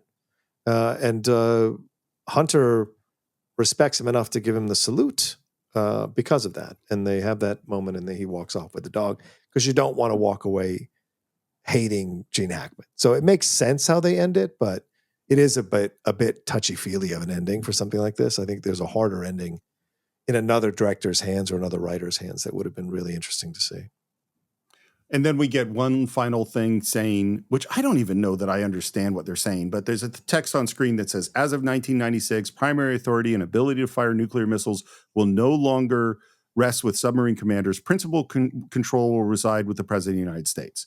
Which sounds great, but I'm like, they're underwater and can't always get radio contact. That, like, I don't understand how this solves the problem that we established in the movie, but whatever. Yes, fair point. Here's an interesting tidbit. Okay. Active Navy seamen were forbidden to see this movie in uniform. You could go to the movie, but you could not wear your uniform to see it. Wow. Yeah. What does that tell you? I would like to get, I told you at the beginning of this, I said that I'd been on this Submariners Reddit board talking about this film. I would like to read one of their reviews of this movie. Yeah. Because I thought this is kind of awesome. Crimson Tide was the worst submarine movie ever made. Yellow Submarine was a documentary by comparison. From the fucking chop making a sailor do push-ups to the CO addressing chief of the boat as Mr. Cobb, to the CO deciding to run a drill during a potentially ship-killing casualty, to the engineer, usually the third senior officer on the boat, being played by Sir not appearing in this film, to the CO arguing with nuclear release authorization when the XO does not agree, the CO striking the XO, not one but two mutinies, the CO taking the XO's launch keys, having both keys just If this movie had a military advisor, he was either a pilot or drunk, and quite possibly both. So let me clarify for this gentleman, and of course this guy's probably not listening, but for some of you who may feel as this gentleman does about military advisor, Jim Deaver is the guy I met on Wind Talkers, and he's a military advisor. He brought me on to combat missions, and I had really good contact with him for the first 10 years of my time in LA.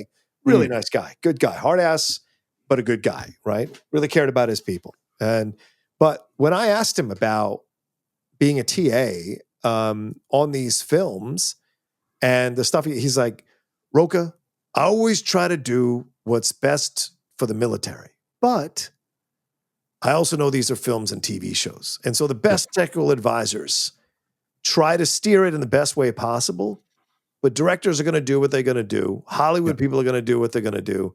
You just hope that they respect the military with the end product. So don't blame technical advisors, because they're in a shitty position, and the films would be much worse without them. And they're just trying to navigate and work within the constructs, because artists, a lot of creatives don't really give a shit about a military point of view if the military point of view gets in the way of them telling a great story, or a dramatic moment. So that's the only issue. That's the only issue I would take with this review is the end moment, because there's a lot of great military technical advisors in Hollywood, and they all pull out their hair in certain moments, having to deal with what they have to deal with and swallow what they have to swallow, because it's a good job and they want to do what's best overall, and they see the big picture. So. I totally agree, and it's not just technical advice for familiar films. It's medical advisors on medical shows. It's police advisors. It's whatever. The implication that they have some veto power and say, "I will not this. You have not properly followed the rules for near light speed travel. This is clearly wrong." They don't have that power. No, not at all. The film was nominated for none of the major categories. Oh, wow. It was nominated for editing, sound mixing, and sound editing. But I wanted to go over some of the major categories because I think, in particular, Hackman and Washington are incredible in this film. Yes. So here's the other actor nominations for that year. It was Richard Dreyfuss for Mr. Holland's Opus, which I totally like. That's fine. Anthony Hopkins for Nixon. Yeah. Sean Penn for Dead Man Walking. Massimo Trosi for Il Postino, and Nick Cage is the winner for Leaving Las Vegas. Now, I think Nick Cage's performance in Leaving Las Vegas is incredible. Yeah. But I think Hackman and Washington could both be on this list, Yeah, I think you moved Dreyfuss off in a heartbeat. I think that was a sympathy vote because it's such a safe film. Even though so safe. It's super uncomfortable, his feelings for one of his students that's that girl from Uncle Buck. It's really uncomfortable, but it's a safe film. And that's what we were doing. As cutting edge as we were in the late 80s into the 90s with some of the films that were coming out, the Academy was very safe and very old. And this was the stuff they were nominating. And we were also getting into foreign films because Life is Beautiful, Il Postino, through the 90s, this was things that were being nominated, being looked at as kind of a building of a bridge to foreign directors and foreign countries to have their films be nominated for the main categories of the Oscars. And so I know Plastino is a fantastic film. So I liked that he was nominated. And I think that gentleman died of cancer making the movie or before the movie was released, if I remember correctly. So it might have also been a sympathy vote as well as a great vote, as well as an appreciation of his work. But yeah, I agree with you. I think Denzel's the choice, but you could go either way. Honestly, they're both so good in the movie. Yeah. Well, one of the weird things about this movie is that this is where you show up the idea of a lead actor and a supporting actor just doesn't really make sense. Right. You know, it's like, because is Denzel the star? Yes, he is. He is the central figure of the movie. But does that make Gene Hackman a supporting actor? I don't really think so. Yeah, it just, here are the supporting actor nominations: James Cromwell for Babe, Ed Harris for Apollo 13, Brad Pitt for 12 Monkeys, Tim Roth for Rob Roy, and the winner is Kevin Spacey for Usual Suspects. Well, I mean, no one was beating Spacey that year. But yeah, I think you could remove the first one. No offense to James Cromwell, but that performance is, come on now. It's funny. I love 12 Monkeys. Everyone loves Brad Pitt's performance in 12 Monkeys. I actually don't. I mean, it's fine. It's just, it's very much seems like a Brad Pitt bag of tricks playing a crazy person kind of thing. Okay. But I love 12 Monkeys. I would totally do that on the show. And Tim Roth and Rob Roy is sort of fine. I mean, he's really good. Tim Roth is always good. Yeah. The directing nominations, by the way, is Babe, directed by Chris Noonan. Dead Man Walking is Tim Robbins. Mike Figgis for Leaving Las Vegas. Michael Radford for Il Pastino. And Mel Gibson wins for Braveheart. Again. And look, Gibson's not even nominated for Best Actor, right? Yeah. Wow. Yeah. You could tell me Mr. Holland's Opus is a better performance? Well, this is why the Oscars are weird. But I will say, as I said, we both commented on the editing many, many, many times. Yeah. It was nominated for editing, but the movie that won for editing is Apollo 13, and I'm totally fine with that. Oh, yeah. That's an incredible film. And that, sir, is all the notes I have for the film Crimson Tide. And I'm now in the position after our epic, sometimes contentious, often informative. And I actually feel like you and I went on a real journey. Yes. Through this film. What are your final thoughts on Crimson Tide? I think it's so, my final thoughts are this. This is such a fantastic film. And the fact that we took 3 parts and we really thought this was only going to be 2 speaks to how much this film still resonates 3 decades later. This is literally the 30th anniversary of the film coming out, and it's no less poignant, it's no less moving, it's no less amazing, frustrating, sadly topical than it was back in 1995. And it's a great reminder of the greatness of Hackman, who was going into the more elder statesman type of phase of his career, and the greatness of Denzel Washington in his prime. Plus, a shout out to the casting director, because this film is littered with amazing actors who are playing smaller roles who would go on to be iconic characters in our lives, with Viggo Mortensen as Aragorn and James Gandolfini as Tony Soprano. So that's amazing that you have. Plus, the smaller, like Ryan Philippe is in this movie, and he's gone on to have a career. Mary Reese Witherspoon, for God's sake. So shout out to him. But yeah, a lot of people in this movie, really fantastic and still working. But the direction of Tony Scott here is amazing. The Hans Zimmer score, the pacing, the pulsating pace of this thing was fantastic. And the questions it asks of you as an audience member, I think, is so important. Great films do that. Great films constantly make you question a film when you're watching it. And as you get older, when you rewatch it again, you're like, you know what? I felt one way about this. Now I kind of feel a little bit different, having experienced some things in my life or having been either Ramsey or Hunter in a situation. And so I think that's what's fascinating about the film, and the writing.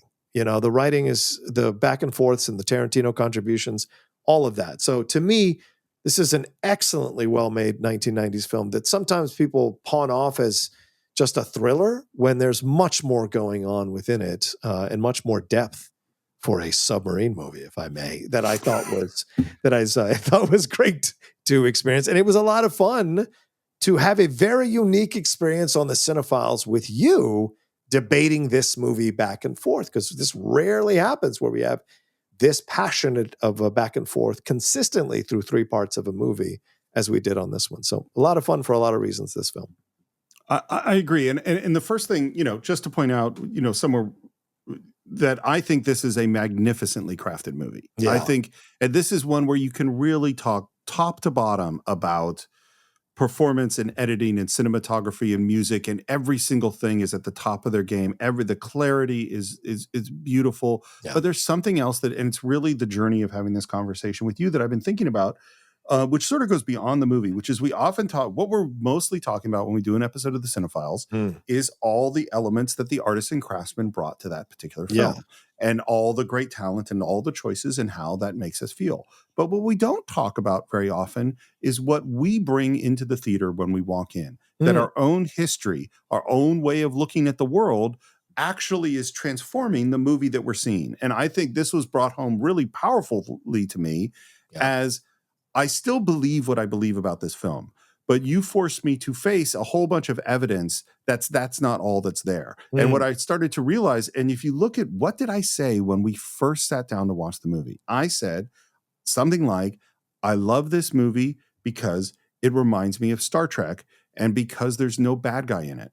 But in the movie that you watch, there is a bad guy. Yeah. And I went, and I went, well, where did this come from? And I kept thinking about Star Trek. And then what I thought about was, what is my favorite episode of Star Trek? And my favorite episode of Star Trek is Balance of Terror from the original series. And Balance of Terror is essentially a submarine movie. Yeah. It is a story about two commanders, and the whole point, and it deals with the Cold War and not nuclear war, but interstellar war. It deals with similar stakes. It even has racial animus as part of the show when Styles is racist towards Spock. And so there's actually all these elements. And the thing that is there's very few things more formative for me than Star Trek, than the original series. And no episode's more formative than Balance of Terror, where Balance of Terror is really about, we can have all this conflict and not have bad guys. And that when we look at the other side, we can see that they're different people with different motivations, with different cultures and different structures, but we can understand them. And that is formative to me. Yeah. And I walk into the movie theater to watch Crimson Tide with Balance of Terror being a formative thing in my mind. And so I tended to see the film that way. Two equal people who are both honorable with different viewpoints. One stylistically I like a lot more than the other, but they're trying to do the right thing. And that informs everything I think about the film. And it even causes me to downplay things like the Lippens on her stallion scene, because those don't agree as much with this thing. And so one of the things that we have to talk about is what we bring into the film. And this is just one last thing I want to say, which is I really feel like today there is such an anti-Star Trek tendency to look for evil. Where are the bad guys? And if we can identify the bad guys, then we destroy the bad guys. Right. And my whole way of looking at the world is based on frequently they're bad guys because you don't understand them. And and it's not that I don't believe there are bad guys in the world. There absolutely fucking are bad guys. Yeah. But like, it's still that stance is going to stick with me, and it's still going to stick with me about Crimson Tide. I've totally heard the things that you said. I acknowledge them. Many of them I agree with, and yet I'd rather watch the movie where that is based on those values that I like. And frankly, I'd rather walk in the world still not looking around for bad guys and still trying to understand the other side than condemning them. That's still how I feel. That's all right. There's enough of us who are going to look around for the bad guys. You keep doing your thing. Okay. I'm glad of that. I think there should be. I think we need it all. And we need your side that we don't go too far the other way, so that we have balance and we do seek some sort of way of operating that respects everyone's opinions and points of views.